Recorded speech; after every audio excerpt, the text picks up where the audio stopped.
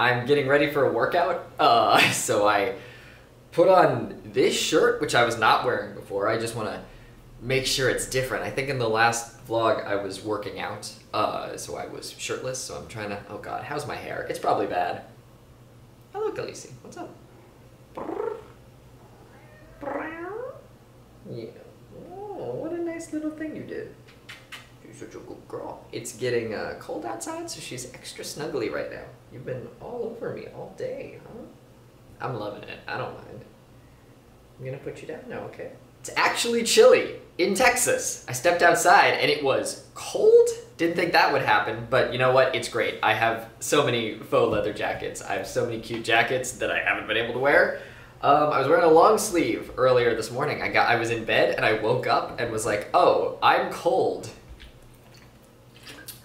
Blue raspberry today. If I had made this vlog 2 days beforehand, I would have been like, I'm basically back to my old workouts. Like, everything's great, minus abs. I haven't started abs yet. I'm being really careful about that because I don't want to fuck up anything in my body. But yesterday during my workout, I fucked up my neck doing pull-ups because, of course, it's an intense workout. It's an intense thing that you're doing to your body. But luckily there's a place in the mall nearby that I was, well, not nearby. I still have to take a lift to the mall, which is fine. Like, I will just factor it into the price of like maintaining my body. Because like I've said before, I'm doing a lot of shit to my body. I'm working out every other day intensely until I am exhausted.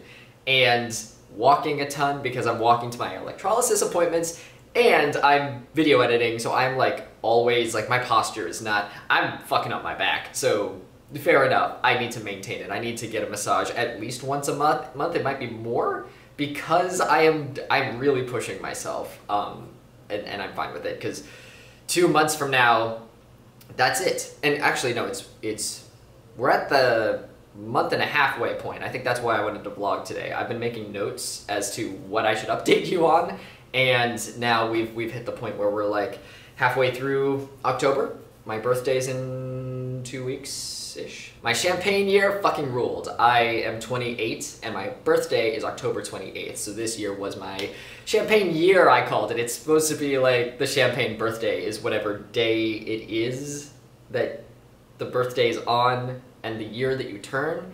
Some people call it a golden birthday, it's a champagne birthday, I've heard a bunch of different names for it. But I was in quarantine, and I was like, you know what? Let's make it a year. I think this is gonna be a good year for us. And you know what? It fucking was. I got LASIK, I got stage 0 done, I got stage 1 approved, I moved to Texas. This was a really good year. And cheers to many more. Let's keep this hype train going. I'm reading a book called Top to Bottom. It is about a trans man in England, his experience with phalloplasty. And let me tell you, I'm not the first to make the baby comparison. Let me tell you, he does it a bunch of times. I'm not weird, I'm not crazy. It's a thing we think about. There's a lot of parallels. There's a lot of parallels. But let me tell you, I was reading that and I went, ah! I'm at the point in my electrolysis where I think we can dial back on it because I've been going twice a week. And now I think we're like, hey, I don't want to remove too much hair from my arm because there might be like a strip here that isn't taken to make the skin graft, and I want to keep as much hair on my arm as possible. Worst case, if I don't have any hair, like, it'd be fine. But might as well like stop for now, just make sure the urethra zone is free of hair because that's the part that just needs to be free of hair. And we can go back when my penis is sculpted and get the rest done. So instead of 2 days a week, we have made an appointment for 2 weeks from now. And we'll just keep going over the urethra. Because I'm not supposed to have hair removal 2 weeks before the operation. And the stage 1 happens on November 29th. I would assume that it's just because like they want your skin to be as calm as possible. As you can see here, it's a tiny fucking probe. I don't know if you can actually see from this distance, but my arm where the urethra zone is, there's a lot of like red dots there because that's where the tiniest probe is. So it's stretching my skin basically. And my skin is like, what are you doing? So it's red and frightened for its life. But even as I'm looking at it right now, definitely was not as bad as it was a couple days ago. I got it done 2 days ago and now it's already like calming down significantly. But that's what I would assume the reasoning is for like why you're not supposed to get it done 2 weeks beforehand, is they just want your skin to be as calm as possible and not have any reaction on it, because they also treat the skin with something apparently before they do the operation. Because that's what I was a little bit nervous about, where I was like, oh no, what if all of the hair isn't gone? And my electrologist was like, I think they actually do something to the skin on top of us doing the hair removal.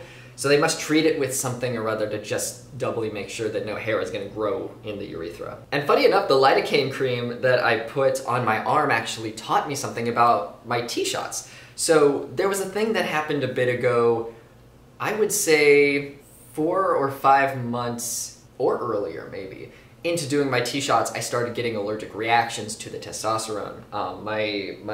If you look at pictures of me, you will see a red dot somewhere around my belly button, like below the belly button and to the sides. That's where we grab the skin and we do the, what's it called? Subcutaneous? The shot that goes in your tummy. There are different ways to give yourself testosterone. Some people do a shot in their butt, some is in their thigh. They're tending to do more sub-Q injections nowadays. It's easier, like there's less risk of like hitting a vein or some shit. This might just be me talking out of my ass because I've heard things, but I don't know. It's better here for some reason. But I started getting like red, itchy reactions, so we switched the kind of testosterone I was on from grapeseed oil, but it still was getting reactions, and I was like, well, you know what, I need it.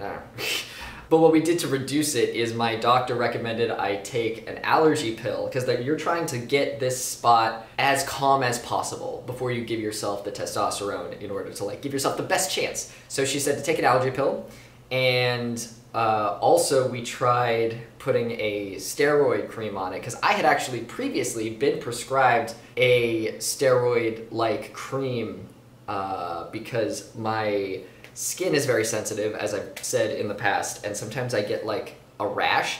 In the past, I think it's stress related or something, because basically I don't get it anymore. That's one of the health conditions that just got better with my transition, is I don't get these really bad rashes over my body anymore.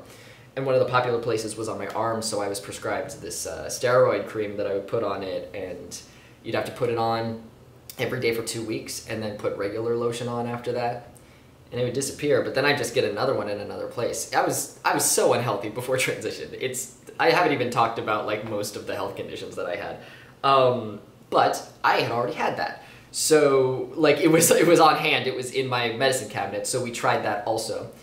And my doctor had said to put the cream on the spot where I'm gonna do the T-shot like 20 to 30 minutes before I do it. And I had done it. I had rubbed it in real good to make sure it was rubbed in real good, and I still got the reactions. And this has been a year or two, and I was like, you know what, my skin's just gonna flare up, and I guess that's just what's going to happen. And it was really uncomfortable. I would get these red things, and it was hard. It felt like a golf ball, I guess. And with the cream that I've been putting on my arm for the electrolysis, they told me to slather it on. I get it. You've seen me with the wrap, the saran wrap over my arm. I slather it on real thick, and then I wrap it and wait half an hour for it to sink in. And as I was doing my T-shot a couple of weeks ago, I was about to put the cream on, the different cream, the steroid cream for my stomach, and I realized, maybe I'm not putting enough on. Maybe I need to lay it on thick and let it sit there, rather than trying to use a small amount and rub it in really well. So I put it on thick, and I covered a whole square and just let it sit there. And after the half hour, there was still cream visible, like it was like stacked on there. So then, and I also took the allergy pill and let it sink in for half an hour. So half an hour later, after both of these things had happened, I scooped it off, washed my spot, sterilized everything as I usually do. I usually have one of those squares to sanitize everything. You put it on the top of the tea bottle, and then you put it on the shot. Fan it to let it cool is what I was gonna say. Let it dry. And then I did the shot, and the reaction was not as bad. And doing this over the next couple weeks, I've realized that my body is starting to calm down, And that was the solution, is I just wasn't putting enough cream on. I wasn't giving it enough thickness with 2 C's to actually do its job. So that's funny. Like, different parts of the transition help me to understand parts of the body. So that's something that I didn't know was ever going to get a solution, and it did. So hopefully, I think that just by doing this over the course of time, I think my body will calm down, because, wow, yeah, I'm looking at my spots right now, and they're not as bad. The reason that we switch off every other week sides of the body that you do the shot is so that it will give your body time to calm down.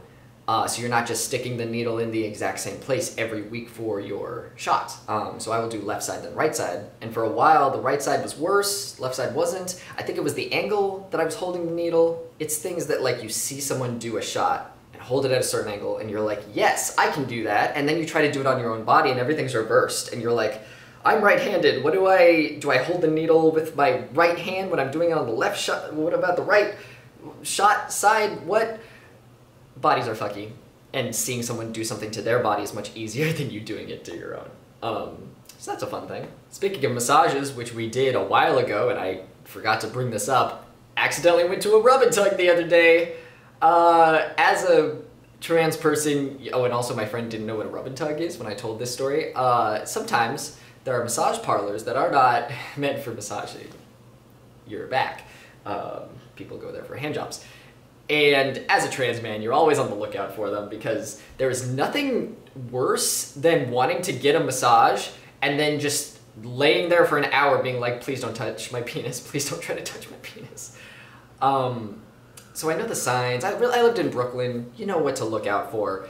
But there's a place that's like near my house, and I thought, if this place is good, then I wanna, that's perfect, that I can just walk to this place if I, you know, have a back emergency of some kind. Because also, this is the last 2 months. After this, I don't know when I'm gonna feel comfortable getting a massage again, because I'm going to, it's less of a, God, I hadn't even thought about my penis. I'm gonna have to learn how to, like, lay on my stomach. But besides that, the arm. I'm worried about someone trying to massage my arm and, like, hurting me, because, like, the skin is gonna be thinner and I need time for it to, you know. So these next 2 months, that's why I'm okay with getting more massages the next 2 months, because I don't know the next time I'm gonna be able to. So I should make sure that my body is in peak condition while I can. So I was like, this place is right near me. I should, like, give it a shot. The reviews looked good. Let's give it a go. And I got there, and the windows were covered with curtains. And I was like, fuck. Well, you know what? That might not mean that it's a rub and tug, you know? Because I'm not used to massage places in Texas. This is the first massage that I've gotten in 2 months since surgery. And I've been wanting it so bad, because stage 0, your back fucking hurts. Like, sure, the area that, like, you know, is healing and stuff, the stomach area and below that and all that, obviously is gonna take some recovery, but it's really your back, because they got you flipping you in different positions. I woke up with underwear on after surgery, you know, like, they're putting you in, they're fucking up your back. So my back really hurts, and you can probably see in the vlogs, I probably talk about that. So the windows are blacked out, but I'm like, you know what? Might just be curtains. People like curtains. Curtains don't necessarily mean a sexual thing. Let's give it a try. And I went in, I asked for an hour massage, and they asked if I wanted to pay ahead of time. And I thought that was a good sign, because it's like, oh, if I'm paying ahead of time, that means they're not gonna try to give me a hand job and then say, like, pay more after that. But I went in there and I laid down on my front, and basically the sign that you know that you're at a rub and tug is, like, I was in my boxers laying on my stomach, and they try to get you to take off your underwear, because then eventually they'll flip you over.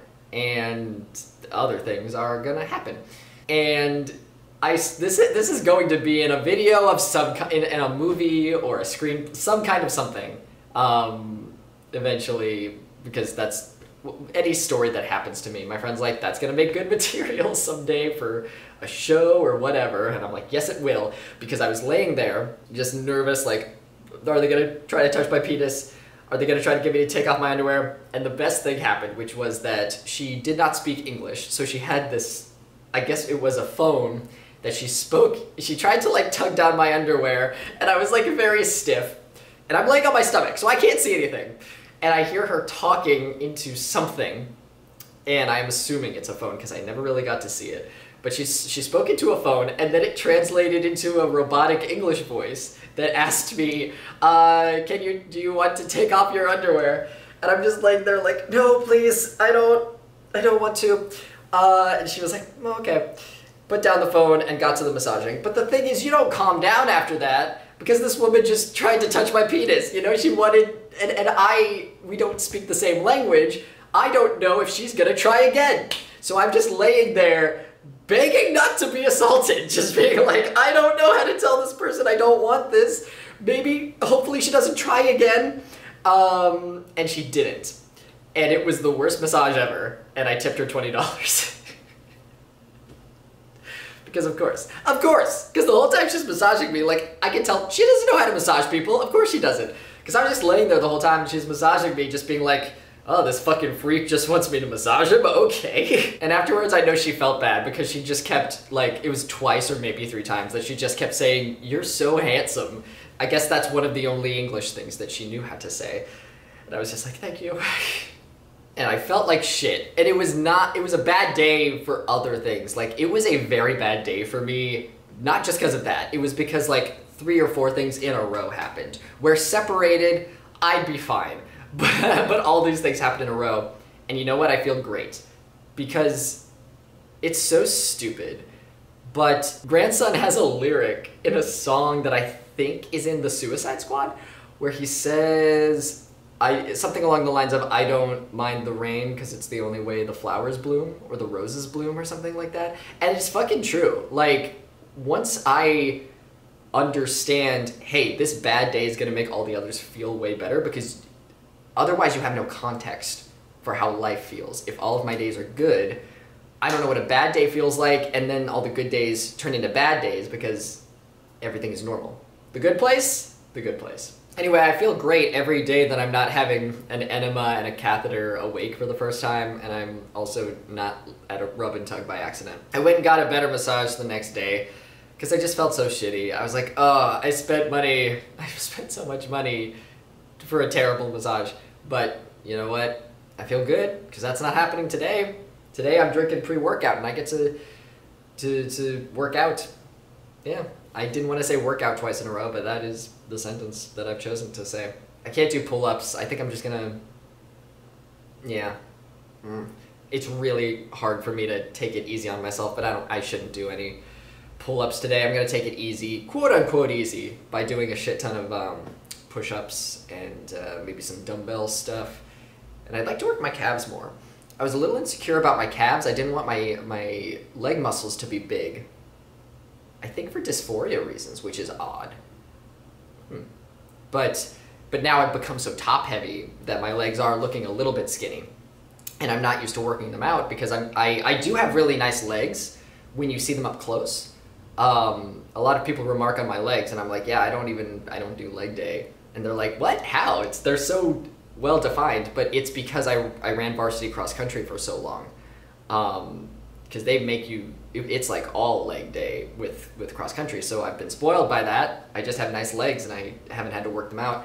But now we're approaching the point where I am becoming so muscular up here and my back is getting wider. So my legs look skinnier, not because they're skinny, but just in comparison. So I'm gonna start working them out now, and I've got 1.5 months to do it. My mom is also, I've never tried to vlog while drinking pre-workout. I think it's speeding me up. It's speeding my brain up without my mouth being fast enough to keep up. My mom is getting me running shoes for my birthday, which is coming up. So I will be able to run. There we go, that's a sentence I wanted to get out. So I'll run. I'll run because I need the comparison. I have run pre-transition. I'm about to run post-top surgery, but not bottom surgery. And in the future, I will be running full-fledged dongle mode Engage dongle mode! And I also want to swim, but now it's getting chilly. Will I be able to swim before surgery? We'll find out. Though I do hope it stays chillier, because I've been a little worried that my arm is gonna get too tan, and then I'm just gonna have a tanned chorizo, you know what I'm saying? It might not match up with the blinding whiteness below my belt, but hey, if I have a cooked sausage, it's just what God intended. I really have to get on two things that make me socially anxious. One is I need to ask for maintenance people to help me set up my dryer, because like, I don't want to deal with people. People make me anxious. But I have so much laundry I haven't done, and I absolutely have to get everything done before surgery in a month and a half. So I gotta get on that. And number two is I need to set up a GP here in Texas. It's important for surgery stuff also. Like if I need to see a doctor down here to get prescribed pain meds of any kind or whatever, because my doctor currently is in New York. They're great, but like they're so great that I haven't switched in all this time, even though I've been moved to Philly and now Texas. And the other day they were like, hey, you're in Texas. Do you want us to still be your doctor? Because we would need to see you at least once. We haven't seen you in person in like a year or two because of the pandemic. And we've been granting people grace periods with that, but like if you don't have any intention to come back here, maybe you should get do you want another doctor? Or you can come see us. Not giving me like a soft definite, you know what I mean? Like a gentle nudge for me to pick a direction. It's not that they didn't want to be my doctor. They just wanted to make sure, like, they were like, hey, we need to see you in person. We can't just like I can't give you good care if I can't see you. And I was like, that's a good point. I think I will try to find a GP here, but I'm nervous about it because like New York and Philly, I trusted that doctors would be able to be good with trans stuff. Here, I don't know. I've tried looking specifically for like doctors who specialize in trans stuff. Haven't been able to find any that like take insurance, but we'll see how that goes. But I need to get that done before surgery, definitely. If something's up with my stitches, if something's up with whatever, I need someone to be familiar with me. I've been having some bad sex, and I'm really grateful for it. Because the sex being bad is not on the outside people. It's more me, if that makes sense. I'll be honest, I've been a little bit nervous about surgery, you know, like it's so near and I'm so excited to have my fucking penis. But you start thinking like, oh, what if I just, you know, like a silly thing that doesn't make sense for me personally is, oh, what if I just didn't have surgery and I just existed in this situation that I'm currently in? It's fine. Sex, you know, what if I just put up with it? And then I'll have sex with people and be like, oh, this is why I need surgery. No one knows how to suck my dick. There's some people where it's like great, but it's an issue with them not knowing what to do, me not knowing how to direct them properly. I don't know. I miss my girlfriend. My girlfriend's so good at sucking my dick. But once it's bigger and I'm able to like penetrate people and I'm able to, you know, give people more of a direction, people know how to suck a big dick. You know what I'm saying? People know how to suck a cis-looking penis more so than my 1-inch shrimpy dink that is going on right now. And it's just gonna make a world of a difference. So I'm very grateful for the bad sex that I'm currently having, which is no offense to anyone having sex with me right now, but you're not watching this. I don't think anyone watches my videos that I have sex with. If you are, don't watch this video. What are you doing? I'm kidding. You can watch this video. It's fine. I literally just had to think about like, do people that I have sex with watch my videos? I can't think of a single one. Good. We're doing good. Again, if we've had sex and you're watching this video, it's fine. I'm fine with it. I had to think about it. Something that we're probably gonna have to do last minute because I just don't have enough information is we're gonna have to figure out how to support my arm because the donor site, I don't know if it's gonna be a thick cast. I just don't know what situation is going to be happening with my arm, but it needs to be held at like a 45-degree angle, at least according to the book that I'm reading, top to bottom. And this is someone in the UK's experience, and he got surgery like 5 or 6 years ago, so it might be totally outdated. But that was something that I didn't think about, and also he didn't think about, and he says that they had to like set up a string thing in order to, you know, because if I'm laying in a bed, how am I gonna hold my arm, you know? I searched on Amazon, there's pillows that can specifically do that, but fuck, the pillows are like $65 to $85, and you use it like, what are you doing? What are you doing? Why does it cost that much?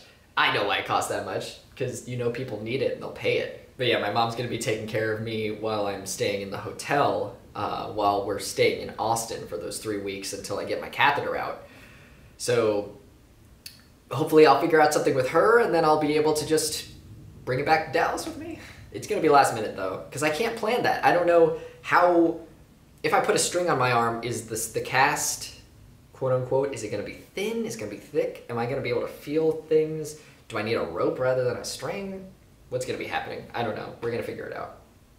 We'll figure it out. That's the problem, you know, is there's not a lot of information that's solid that you can find on the internet. My electrologist actually yesterday was like, is there information that like I could get more information about the surgery online? And I was like, it sucks because most of the info that we're getting is from trans men who have gone through the experience through videos. So is there information? Yes, but you have to harvest it. And also all of these dudes are having different surgeries with different surgeons. I am having a surgery that only has 2 stages, you know, not counting stage 0, which I have just called stage 0. Like, I don't know if anyone else calls it that. I might be the first. So stage 1 and stage 2 are what I'm getting.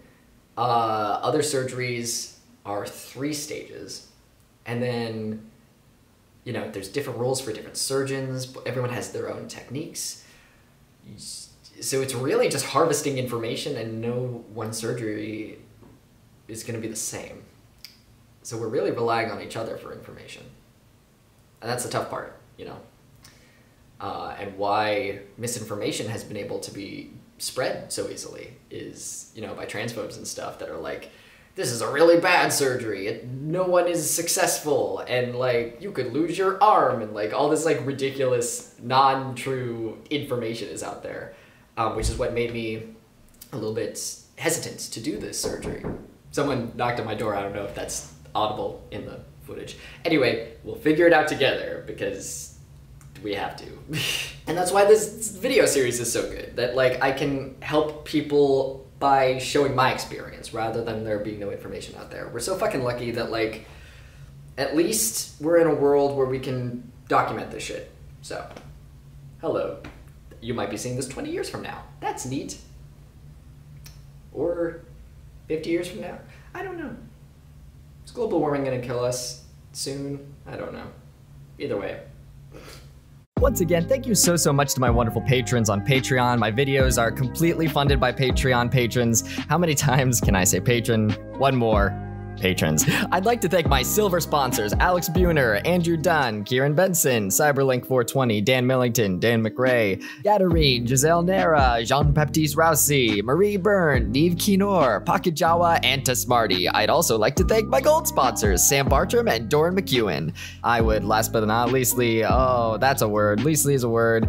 Diamond sponsors, thank you so much, Epam, Getty Skog, Rosie Kinks, and Tsukiyomi. Thank you so much to all of my wonderful patrons. If you want to hop on all over the Patreon, there's stuff over there. Fuck, I don't know. Thank you. I really appreciate the help. I literally would not be able to do these videos without you, so thank you for your support, and we'll see you next time.